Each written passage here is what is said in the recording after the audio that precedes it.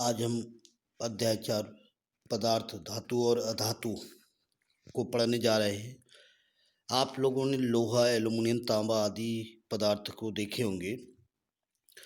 इन पदार्थों को सारणी में दिखाया गया है, जिनकी कठोरता और दिखावट के आधार पर इनका वर्गीकरण करना है हमें। आयरन, कोयला, सल्फर, गंधक, एल्युमिनियम और तांबा, इनके दिखावट और कठोरता के आधार पर वर्गीकरण करना है। तो आप इन पदार्थों के नाम से नाम जानते हैं। जो पदार्थ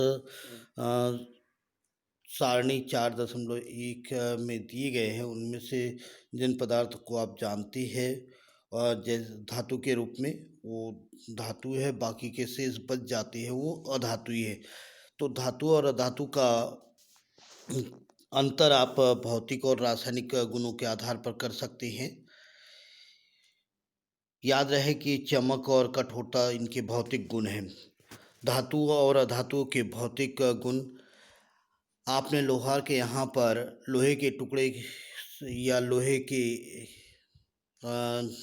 वस्तुओं को जैसे कि फावड़ा, बेलचा, कुल्हाड़ी आदि को पीटते हुए देखा होगा। क्या इन वस्तुओं को पीटने पर आपने इनके आकार में क्या परिवर्तन होता है, इस पर ध्यान दिया है? कोयले के टुकड़े को जब पीटा जाता है तो इसमें क्या परिवर्तन होता है, इसको आइए हम क्रियाकलाप नंबर 4.1 में देखते हैं। लोहे की कील, कोयले का टुकड़ा और एक एल्युमिनियम का तार और पेंसिल की लीड हम लेते हैं। इन चार वस्तुओं को लेते हैं। लोहे की कील और एल्युमिनियम के टुकड़े पर जैसे ही हथौड़े से प्रहार करते हैं तो आपने देखा होगा कि इनका आकार फैलने लगता है, ये चपटा होने लगता है। और अधिक तेजी से इस पर बार बार प्रहार करेंगे तो ये और अधिक फैल जाएगा, चादर के रूप में परिवर्तित हो जाएगा। इसी प्रकार जब कोयले और पेंसिल के लेड पर हम प्रहार करते हैं तो ये फैल जाते हैं, मतलब ये टूट जाते हैं, यानी बारीक हो जाते हैं। तो इस आधार पर हम कहते हैं कि पदार्थों के आघात वर्धनीयता की बात अगर हम करें तो लोहे की कील और एल्युमिनियम का तार ये फैल जाता है, जबकि कोयले का टुकड़ा और पेंसिल की लीड ये टूटकर बिखर जाते हैं। तो आघात वर्धनीयता का गुण धातुओं में पाया जाता है। आपने देखा होगा कि लोहे की कील और एल्युमिनियम के तार को पीटने पर उनका आकार परिवर्तित हो जाता है। यदि इन्हें और अधिक सख्ती से पीटा जाता है तो उन्हें सीट के रूप में परिवर्तित किया जा सकता है। आप सामान्यतः मिठाइयों को सजाने के लिए जो उपयोग में किया जाता है, चांदी की परत, उससे आप परिचित होंगे। आप एल्युमिनियम की पन्नी द्वारा खाद्य पदार्थों को लपेटने के उपयोग से भी अवश्य परिचित है। धातु का वह गुण जिसके कारण उन्हें पीटकर सीट के रूप में परिवर्तित किया जा सकता है, आघात वर्धनीयता कहलाता है। यह धातुओं का अभिलाक्षणिक गुण है।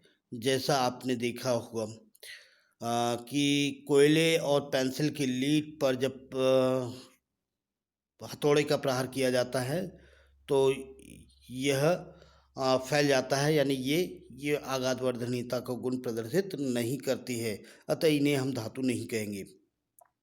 क्या आप आपने जैसे बिना प्लास्टिक की या लकड़ी के हत्थे का कोई धातु का पात्र छूकर देखा है गर्म करके? तो निश्चित है कि ऐसे जिन्हें हत्था नहीं लगा हो, उसको यदि आप गर्म पात्र को छूते हैं तो आपको गर्म लगता है, यानी आपको चोट पहुंच जाती है। तो इसका मतलब ये है कि धातुएं ऊष्मा का चालन करती है, लकड़ी और प्लास्टिक अपने अंदर से ऊष्मा का चालन नहीं करती है, अतः ये अधातुएं कहलाती है।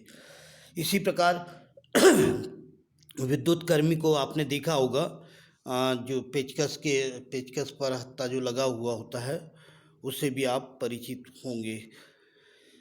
आइए इनको एक धातुओं के या इनमें ऊष्मा और विद्युत का चालक होता है कि नहीं, इसके लिए हम क्रियाकलाप 4.2 देखते हैं। किसी धातु में विद्युत का प्रभाव होता है या नहीं, इसके लिए हम परीक्षण करते हैं, एक विद्युत परिपथ तैयार करते हैं जैसा कि चित्र में दिखाया गया है। इसमें विभिन्न वस्तुओं का क्रियाकलाप के द्वारा हम परीक्षण करेंगे। अब इसी क्रियाकलाप को सारणी 4.3 में उतारेंगे। दिए गए पदार्थों के साथ दोहराते हैं, परीक्षण करते हैं और उनके चालक और सुचालक के कुचालक के हम यहाँ पर वर्गीकृत करते हैं। जैसे लोहे के कील को, गंधक को, कोयला को और तांबे के तार को हम एक एक करके बारी बारी लगाते हैं, तो आप पाएंगे कि लोहे की छड़, कील और तांबे के तार में से विद्युत धारा प्रवाहित हो जाती है, जबकि गंधक और कोयला में से विद्युत धारा प्रवाहित नहीं होती है, अतः ये कुचालक है। तांबे पहले ये अनुभव करती है कि क्रियाकलाप का अर्थ वह ये निकालती है या यह दिखाना चाहती है कि धातु ऊष्मा और विद्युत के सुचालक होती है। यह हमने कक्षा 6वीं में पढ़ा था, ऐसा पहली बताती है। आप एल्युमिनियम और तांबे के तारों का उपयोग कहाँ कहाँ करते हैं, ये आप लोग जानते हैं। आपने कोयले की तारे को कभी नहीं देखा होगा निश्चित। अगर हम ऐसे कहेंगे कि कोयले के तार होते हैं, तो आपका जवाब होगा कि नहीं होते हैं। धातुओं का वह गुण जिसे उन्हें खींचकर तारों के रूप में परिवर्तित किया जा सकता है, वह तन्यता का गुण कहलाता है। क्या आपने कभी लोहे की सीट, धातु का सिक्का और कोयले के टुकड़े को फर्श पर गिरा कर देखा है? यदि गिराया होगा तो उनकी ध्वनि आपको अलग अलग सुनाई दी होगी। ठीक है। इसके पश्चात आप इनसे जो ध्वनि उत्पन्न होती है, उन ध्वनि में क्या अंतर होता है? आपने देखा होगा कि मंदिर में कभी भी लकड़ी की घंटी नहीं लगी होती है, वह धातु की घंटियाँ लगी हुई होती हैं। धातु से बनी हुई वस्तुओं को जब हम कठोर सतह से टकराते हैं, तो वह एक निनाद ध्वनि उत्पन्न करती है। माना आपके पास दो समान डिब्बे हैं, दिए गए हैं, आपको दो बॉक्स दिए गए हैं, एक लकड़ी से निर्मित है और दूसरा धातु से निर्मित है। आप दोनों डिब्बों को एक साथ चोट पहुंचाएंगे तो निश्चित है कि आप बता सकते हैं कि कौन सा डिब्बा धातु का बना है, कौन सा डिब्बा लकड़ी का बना हुआ है। क्योंकि धातु गायन ध्वनि उत्पन्न करते हैं, यानी धातु की अपनी ध्वनि होती है, अतः ये धान्विक कहलाती है क्योंकि इनकी ध्वनि उत्पन्न होती है। धातुओं के अलावा अन्य पदार्थ ध्वनि उत्पन्न नहीं करती है। उक्त क्रियाकलाप करने के पश्चात हम कह सकते हैं कि कुछ पदार्थ कठोर, चमकीले, आघातवर्धीन, तन्य, धान्विक और उष्मा तथा विद्युत के सुचालक होती है। पदार्थ जिसमें से सामान्यतः ये गुण पाए जाते हैं वे धातु कहलाती है, जिनमें ये गुण नहीं पाए जाते हैं वे अधातु कहलाती है। धातुओं के उदाहरण हैं iron, copper, aluminium, calcium, magnesium इत्यादि। इसके विपरीत कोयला, सल्फर जैसे पदार्थ नरम होती है और ये दिखने में मलिन होती है। इन पर हथौड़े से चोट करने पर ये चूरा हो जाती है। इनमें धात्विक गुण नहीं पाया जाता है। ऊष्मा और विद्युत की ये कुचालक होती है, अर्थात ये सभी पदार्थ क्या कहलाते हैं? अधातुएं कहलाती हैं। अधातुओं के उदाहरण जैसे कि सल्फर, कार्बन, ऑक्सीजन, फास्फोरस इत्यादि है। इसके बाद में कुछ ध्यान रखने वाली बातें हैं, वो ये है कि सोडियम और पोटेशियम धातु नरम होती है, इनको चाकू की सहायता से आप काट सकती है। साथ ही मरकरी यानी पारा जो है वो धातु द्रव कमरे के ताप पर द्रवावस्था में होता है, जो कि अपवाद है।